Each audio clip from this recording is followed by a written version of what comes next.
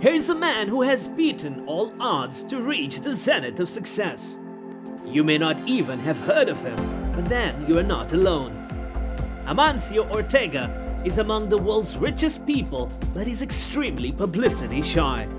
He's a self-made man who ventured into the world of fashion in 1975 with the launch of fashion label Zara. Today, Zara has over 6,000 stores spread in 70 different countries. For a brief period of time in 2015, he was the richest man in the world.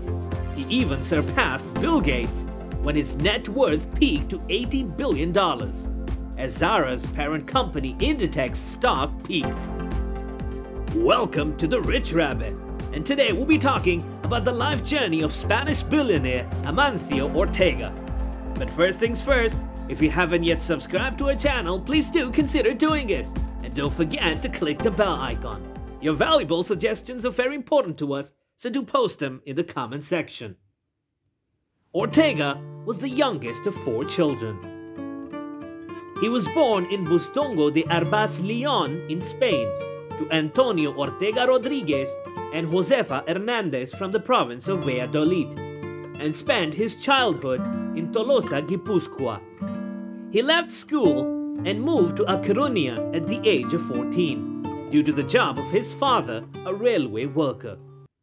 Shortly after, he found a job as a shop hand for a local shirt maker called Gala, which still sits on the same corner in downtown A Coruña, and learned to make clothes by hand. In 1972, he founded Confecciones Goa to sell quilted bathrobes.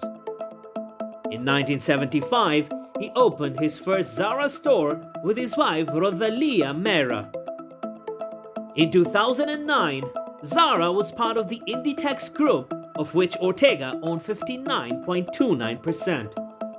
And aside from over 6,000 stores, including the brands Zara, Massimo Dutti, Zara Home, Kitty's Class, Stradivarius, Pull & Bear, and others. The group has more than 92,000 employees. Ortega's model seemed to go against the forces of globalization. In the post-World War II era, manufacturers increasingly utilized low-wage workers in developing countries. Ortega, however, kept jobs in Spain and showed that speed, flexibility, and low inventories could be just as important in keeping expenses down. While Ortega spent up to 15% more on labor costs than did his third-world employing competitors, he saved by doing almost no advertising, quickly adjusting to fashion trends and minimizing shipping costs by keeping production close to markets. As such, Inditex largely avoided criticism from human rights activists, since the company did not exploit workers in developing countries. The Inditex model came to be taught in many business schools. It replaced the model that had called for complex global networks that could take 9 months to get clothing from the design stage to the store. Observers noted that such a model had the potential to end the losses of jobs in the developed world. His public appearance in 2000 as part of the warm-up prior to his company's initial public offering on the stock market in 2001 made headlines in the Spanish financial press. However, he has only ever granted interviews to just 3 journalists.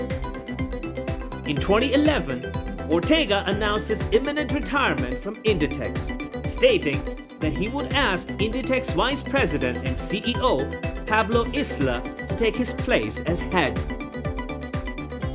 In 2012, Ortega donated about 20 million euros to Caritas Internationales, a Roman Catholic relief organization.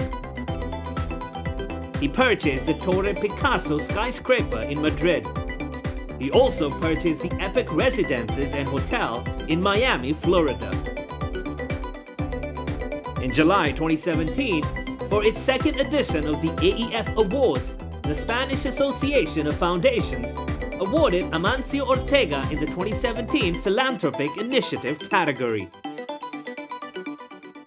He also donated 300 million euros to fight cancer across Spain, which were invested in the purchase of 440 machines to detect the disease. As a result of this, the number of Spanish public hospitals equipped with stereotactic radiotherapy machines has risen from 20 to 70. However, these decisions were not unanimously welcomed and were criticized by some political parties like Podemos. Recently, news indicated that he has bought the Troy Block complex, known to the public as one of the buildings where Amazon Seattle has its headquarters. It was revealed in July 2020 that Ortega's property holdings through his investment company Ponte Gadea were worth $17.2 billion. Ortega is the executive chairman of Ponte Gadea, and real estate assets in his portfolio include Manhattan's Howard Building and Southeast Financial Center. In 2019, the company completed a $72.5 million deal for a downtown Chicago hotel, which followed purchases of a building in Washington's Central Business District and 2 Seattle office buildings. Ortega was reported to have lost $10 billion as a result of the coronavirus pandemic. The Spanish billionaire is very private about his personal life, and as of 2012, he has only given 3 interviews to journalists. Ortega is very reclusive and keeps a low profile. Until 1999, no photograph of Ortega had ever been published. Ortega was also known for being a down-to-earth boss. He never wore a tie to work. And do you know that his wedding was reportedly the last time he had donned a tie? He hated working with investment bankers in preparation for the initial public offering of Inditex stock. One banker told the Financial Times, "We could see it was absolute torture for him." Even on the first day of the sale of Inditex stock in 2001, when Ortega became the richest man in Spain, he did not celebrate in grand style.